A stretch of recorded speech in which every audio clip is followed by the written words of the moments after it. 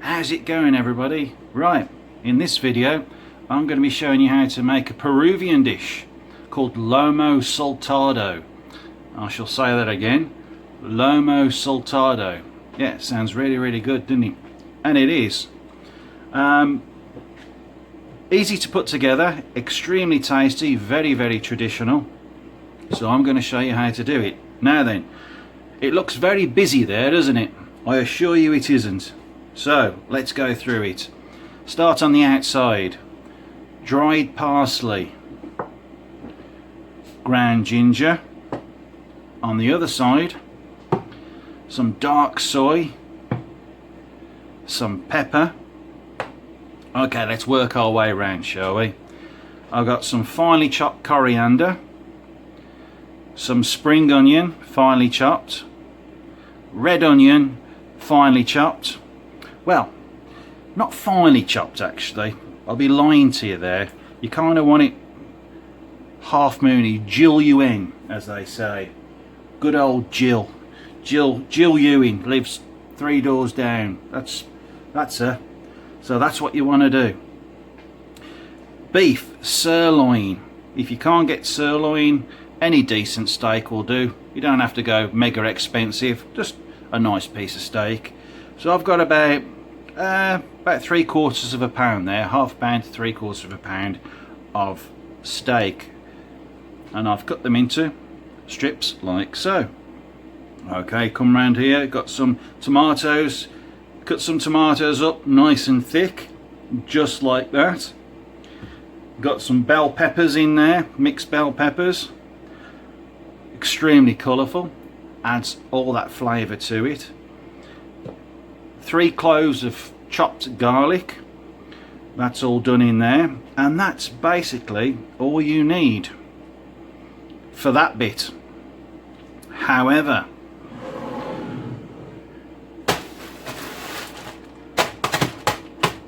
what you will need as well is some French fries. Now you can do these yourselves if you've got some spuds, some of the old potatoes, cut them into French fries and fry them off. Now you can put them in the oven if you want with a bit of olive oil. However, frying them off is the best thing to do for this particular dish, because when it's all done and it's all mixed together, and it's one of those dishes that's quite forgiving as regards what goes in and the portions you want. You don't want too much onion, so you don't want that, you know, really overpowering onion flavour. Also with the soy sauce, a good dash of soy sauce so it all comes down, and then in the end you've got a nice gravy at the bottom of it, and it really is extreme. I mean, even now just the raw ingredients smells really good. Now once it's done, the French fries, now there's 2 ways you can do this, ladies and gents. You can either mix the French fries into the mixture itself. I know it sounds strange, but believe me, this is what goes on. Or you could have the French fries on the side, I suppose like a traditional dish. But with this one, usually the French fries goes in with everything at the very last minute. So the first thing that we're going to do is fry off the beef with a little bit of the garlic, and then we'll take it from there and bring it all together, and trust me, you will thoroughly enjoy it. So let's get started, shall we? Okay, so here we go. Got that beef. I'm going to pop that in.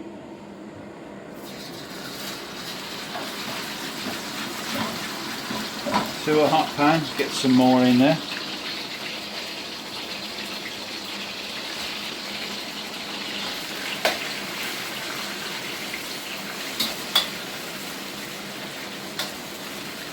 I'm going to cook this down until the beef is done, but I'm going to add about a teaspoon of ginger and about a teaspoon of pepper.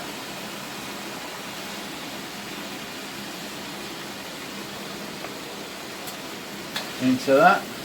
So I'm going to cook it off a little bit longer, and then I'm going to add the garlic. But I just want that to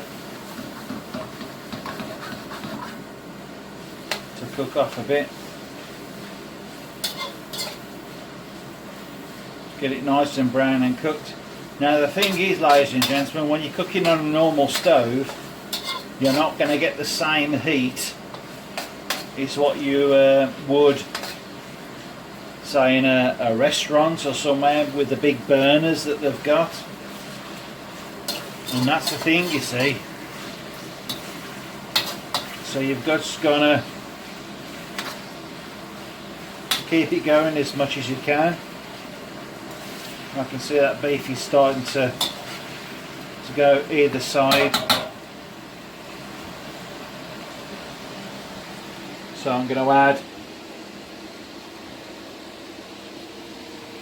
the garlic into there.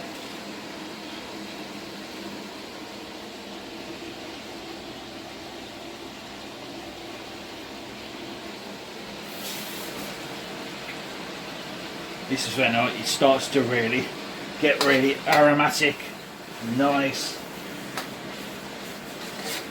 So when that beef is cooked, I'm actually going to take the beef out of there and place it in this tray, because I want to start to do everything else. So I'm just going to cook that up. Well, really a blast of that garlic straight away. Nice, that beef,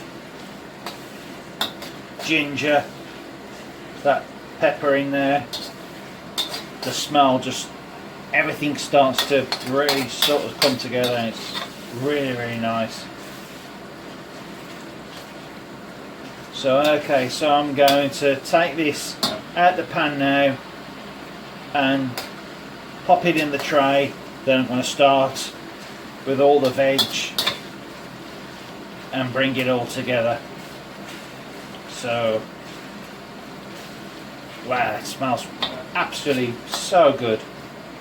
So, okay, next. So the beef is done. Next thing I want to add is the red onion. So I'll take that, pop that into the wok.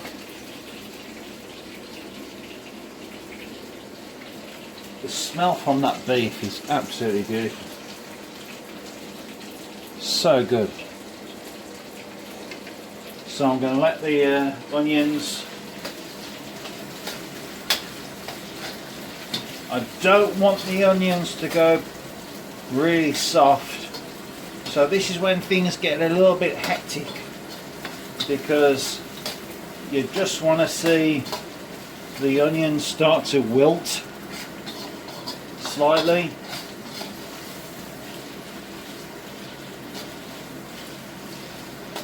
As they start to react to the heat of the oil. Just like so. It doesn't take much. So you go into the next stage, and I'm going to add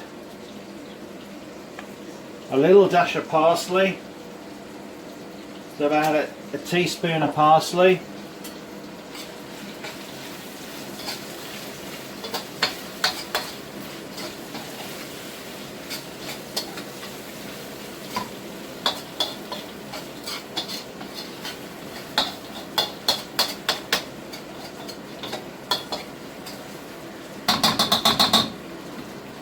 And from that, I'm going to add the onions, as in the onion tops. Place those in there.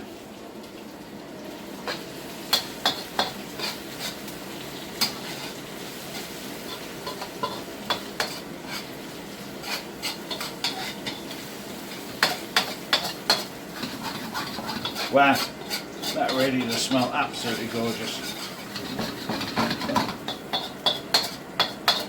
There's a blast of flavours and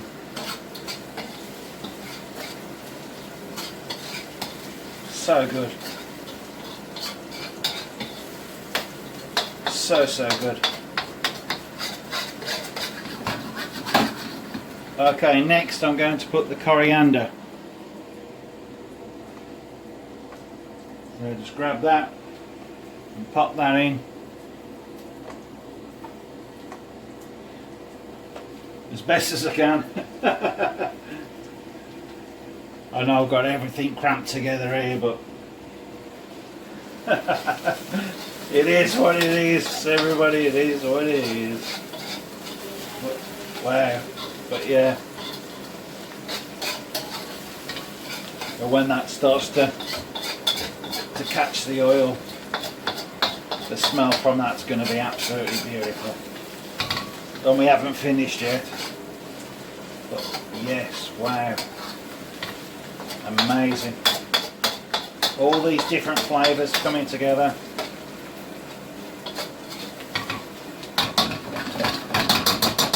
Okay, next in there we're going to do the peppers. The tomatoes are going to go in last, ladies and gentlemen, because I don't want the tomatoes to start to reduce, you know, and get all sloshy like a paste. That is not what I want with this dish in any way, shape or form. So the tomatoes are actually going to go in last, along with the beef, which I've just cooked, and then everything will start coming together. So, okay. Got the peppers in there. Look at the colours in that. Wow.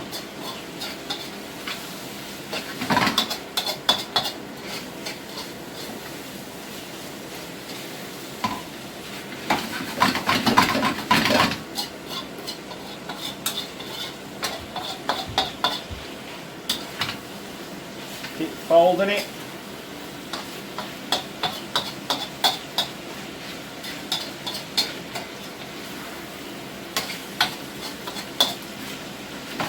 Okay, I'm going to let them fry off a little bit, and then once they're fried off a little bit, then we'll start adding the last little sections. Right then, last stage. So we want to add the tomatoes to this, because I don't want them to reduce, you know, and get really messy, pasty, you know, start to, I want to bring that all together. Oh wow, that is next level. That is absolutely beautiful. That is absolutely beautiful. Okay, so now I'm going to add it's probably about 2 tablespoons of soy sauce to this, which will be that when everything starts to reduce down, you get that lovely I was going to say gravy then, but it's not a gravy. I'm just going to say it's just a juice that's just so good in there. So I'm just going to let that come back up to temperature. See, that's the thing when you're cooking at home, folks. In a restaurant, they've got these big burners, and they create an insane amount of heat. Whereas at home, you haven't got that sort of temperature. So you've got to cook in smaller batches to accomplish what you want to do, and that's the thing. But it's still doable. You still can do it. There's no reason why you can't. But in restaurants, you know, they have these great big burners, and especially in like Chinese restaurants around there, and you know, it's they create a hell of a lot more heat than what your average kitchen burner can do. But if you do things in smaller batches, then you're pretty much good to go. You can still recreate that flavour, so don't shy away from, you know, doing things at home, because, you know, you miss it, especially if you love cooking, you know, and as much as I do, then don't shy away. So okay, so now I'm going to introduce the beef back into all this. There we go. Pop that over there and just fold that in. But we're not done yet, because the last stage is the fries, and I'm going to fold the fries into all of this, and then we're ready to serve. But that is the smell from that, ladies and gentlemen. Oh wow, it is something else. It really is so good, and it's relatively easy to do, to put all this together, and the end result from it is wow. Honestly, if you could smell what's so good.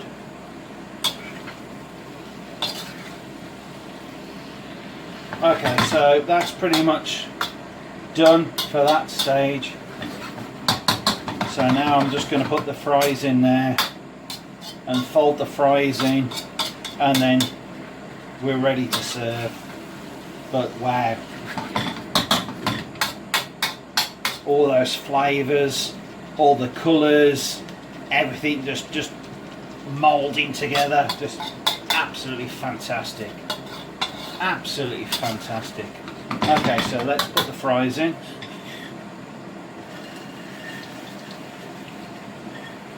And let's just mould that in nice and gently. Now you want to serve this, you don't want to hold on to this, because you want the fries with a nice bit of texture, because what the potato will do, it will start to automatically absorb all the oil out of the